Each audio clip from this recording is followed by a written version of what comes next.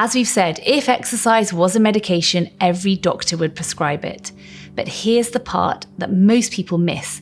Exercise doesn't just build strength or burn calories, it sets the stage for better sleep. And sleep, that is where the magic happens. When I started lifting weights regularly, I wasn't just getting stronger in the gym, I had more energy for real life, like lifting both of my boys up at once without a second thought. But the real shift, it came from what happened after. I found that my sleep deepened, I recovered faster, and suddenly the workouts felt easier and actually not harder. That's the power of movement and when it's paired with sleep. I'm going to present 3 forms of exercise based on the literature that build longevity and better sleep. The first one is strength training, your foundation. Strength training isn't just for bodybuilders, it's for anybody who wants to stay independent, energetic, and pain-free as they age.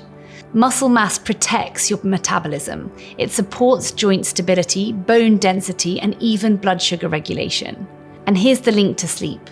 Resistance training increases the slow wave sleep, the deep restorative phase where the muscles repair and hormones are released. You don't have to hit the gym every day.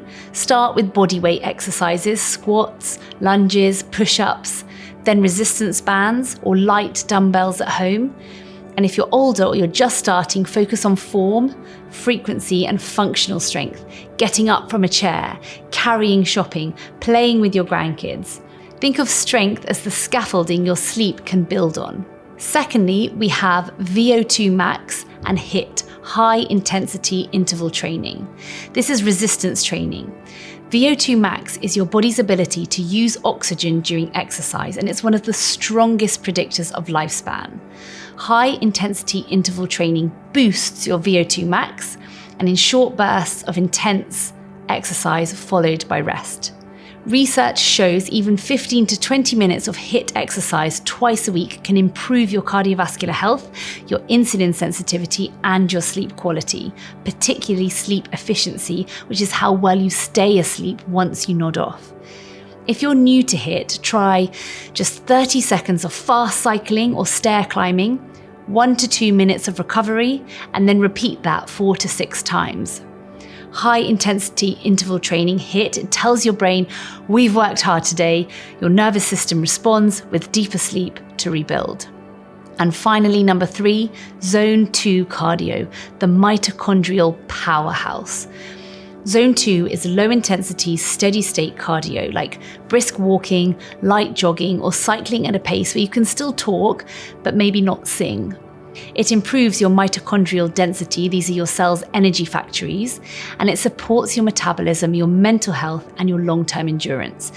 And yes, it helps sleep too, by keeping stress hormones in check and building sleep pressure throughout the day. Zone 2 cardio makes it easier to drift off naturally. So you want to be aiming for about 2 to 3 sessions of 45 to 60 minutes a week. Think a daily dog walk, a weekend hike, or cycling to work. And you're not just moving your body, you're energizing it. So let's take a look at why sleep is where it all happens. Here's the thing. Your body doesn't get stronger during the exercise. The exercise is the stressor, a signal. The actual adaptation, the muscle repair, the hormone balancing, the tissue regeneration, that happens when you're sleeping. During deep sleep, your body releases growth hormone, rebuilds micro tears in the muscles, it clears inflammation and oxidative stress, and it resets your immune system. So if you miss that deep sleep, your recovery suffers. The inflammation can linger, your injury risk rises, and that's why elite athletes now, they treat sleep like part of training. And for the rest of us, it's the recovery code that we have been missing. So sleep isn't a break from progress, it is the progress. So now let's focus on your metabolism, inflammation, and the exercise-sleep loop. Poor sleep affects more than recovery, it hijacks your metabolism. So ghrelin, that's your hunger hormone, it rises and you eat more. Leptin, your fullness hormone, that drops, you don't feel satisfied. Your insulin sensitivity falls, that means your blood sugar is spiking and the fat storage is increasing. You might still hit your workouts, but your body can't adapt properly. And inflammation, it's meant to be short-lived, part of healing, but with disrupted sleep, cytokines, your immune messengers, they stay elevated. Over time, this chronic inflammation leads to joint pain, slow recovery, mood shifts, long-term disease risk. If you're exercising but you're not sleeping, you're not recovering. And without recovery, you're not improving, you're just grinding. It's important to remember that timing also matters. The time of day that you train can influence the sleep quality. Morning or early afternoon workouts sync your circadian rhythm, especially if done in natural light. Exercise too late in the evening, especially high intensity, it can raise your core body temperature and adrenaline, making it harder to fall asleep.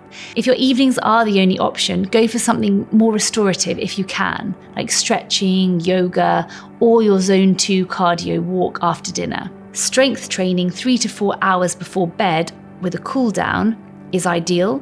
Move early to sleep deeply. Move wisely to sleep well. So we should be moving by day and resting by night. Exercise and sleep are not separate habits. They're part of the same biological rhythm. When you move, you earn rest. When you rest, your body upgrades. Even 10 minutes of movement counts. Dancing around your kitchen, taking the stairs, stretching in between emails. The key is consistency over perfection. Start small, stay regular, build a rhythm that you can return to. Because longevity isn't about heroic workouts or perfect nights, it's just about the momentum. Move by day, restore by night. That's how we build health that lasts.